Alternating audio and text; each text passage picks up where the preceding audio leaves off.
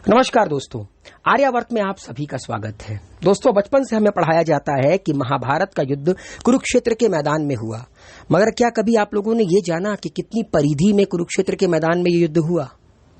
कितने सैनिक थे, कितने हाथी, कितने घोड़े?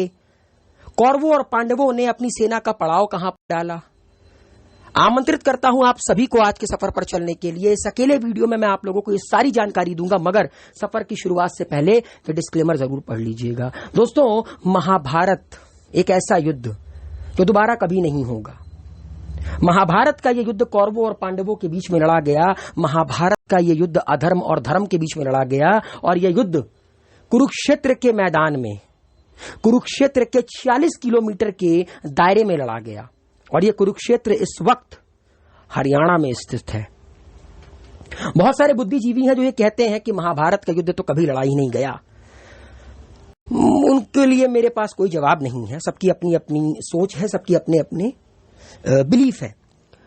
मगर महान गणितज्ञ आर्यभट्ट का कहना है, आर्यभट्ट कहते हैं कि महाभारत का युद्ध हुआ था और यह करीब करीब 18 फरवरी 3102 ईसा पूर्व हुआ था। जो लोग इंग्लिश थोड़े बुद्धिजीवी होते हैं, थोड़े इंटेलेक्चुअल होते हैं, जो थोड़े इंग्लिश में ज्यादा समझते हैं, तो बता देना चाहता हूं कि आर्यभट्ट स्टेटेड दैट महाभारत लड़ा गया था 18th of February 3102 BC before Christ. और दोस्तों, एक प्रेजेंट डे में शोध करता है, एक रिसर्चर हैं यूनाइटेड किंगडम मतलब यूके में।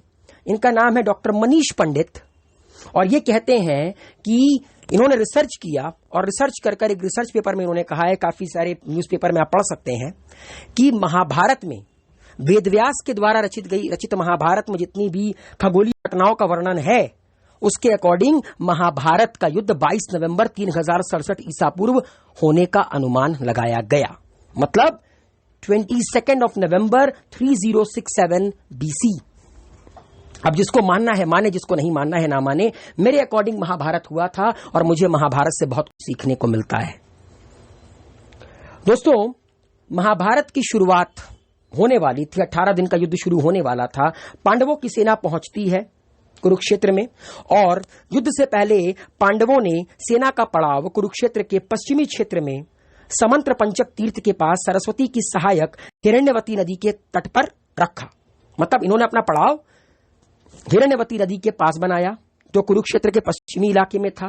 वहीं कौरवों ने अपनी सेना का पड़ाव पांडवों की सेना के ठीक विपरीत, यानी अपोजिट, पूर्वी भाग, कुरुक्षेत्र के पूर्वी भाग में कुछ दूर समतल मैदान में पड़ाव डाला। और यहीं से दोनों की सेना कुरुक्षेत्र के मैदान में पहुंचती, वहां पर युद्ध होता और वापस आ जाती सूर्यास्त पर। दोनों सेनाओं के बीच युद्ध के लिए 5 योजन यानी करीब 40 किलोमीटर परिधि में जगह रखी गई थी। इसी 40 किलोमीटर की परिधि में महाभारत का युद्ध लड़ा जाता था।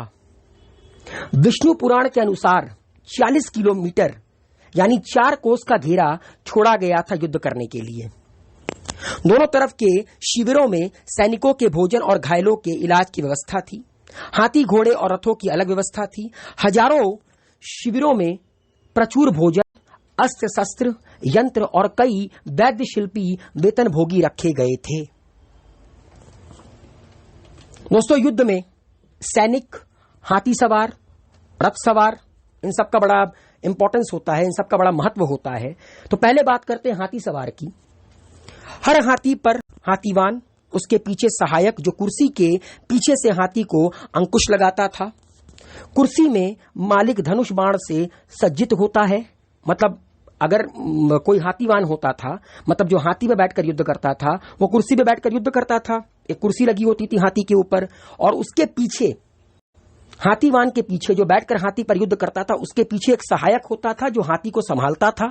इसके अलावा 2 साथी अगल बगल होते थे जो भाला फेंकते थे, हाथी का रास्ता क्लियर करते थे। और विदूषक होता था जो हाथी के आगे आगे चलता था, उसको कंट्रोल करता था। अब बात करते हैं दोस्तों रथ सवार की। हर रथ में 4 घोड़े और सारथी होते थे जो बाणों से सुसज्जित होते थे। उसके 2 साथियों के पास भाले होते थे जो अगल बगल होते थे। जिस तरह हाथी के अगल बगल होते थे, ठीक उसी तरह रथों के अगल बगल होते थे। भाले फेंकते थे, रास्ता क्लियर करते थे। एक रक्षक और ये पीछे से सारथी की रक्षा करता था और एक गाड़ीवान होता था। आप लोगों को पता है कि महाभारत के दौर में सेनाओं की गणना अक्षौहिणी के फॉर्म में होती थी। एक अक्षौहिणी सेना में हाथी, घोड़े और मनुष्यों की कुल संख्या मिला दी जाए तो करीब करीब यह संख्या होती थी 6,34,243। तो टोटल 18 अक्षौहिणी सेना महाभारत में लड़ी, जिसमें 11 अक्षौहिणी सेना कौरवों की तरफ से, 7 अक्षौहिणी सेना पांडवों की तरफ से। तो अगर आप इस अंक को 6,34,243 को 18 से गुणा कर देंगे तो करीब करीब महाभारत में अगर मैं टोटल हाथी, घोड़े और मनुष्यों की संख्या जोड़ दूं तो यह संख्या पहुंचती है 1,14,16,374। और ये 1,14,16,374 में 3,93,660 हाथी, 27,55,620 घोड़े, 82,67,094 सैनिकों की संख्या थी।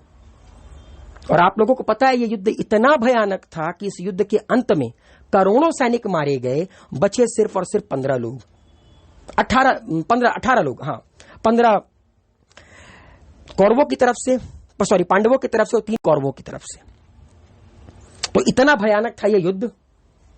इसीलिए कई सारी जगहों पर मैंने पढ़ा भी है, आप लोगों ने भी पढ़ा होगा कि कुरुक्षेत्र की मिट्टी कुछ समय तक, कुछ वर्षों तक लाल रही महाभारत के युद्ध के बाद। तो उम्मीद है दोस्तों आप लोगों को आज का सफर अच्छा लगा होगा। वीडियो को लाइक, शेयर, कमेंट कीजिए। आर्यवर्त को अपना प्यार दीजिए। हेल्दी रहिए, सेफ रहिए, मस्त रहिए। शुक्रिया, अलविदा, टेक केयर।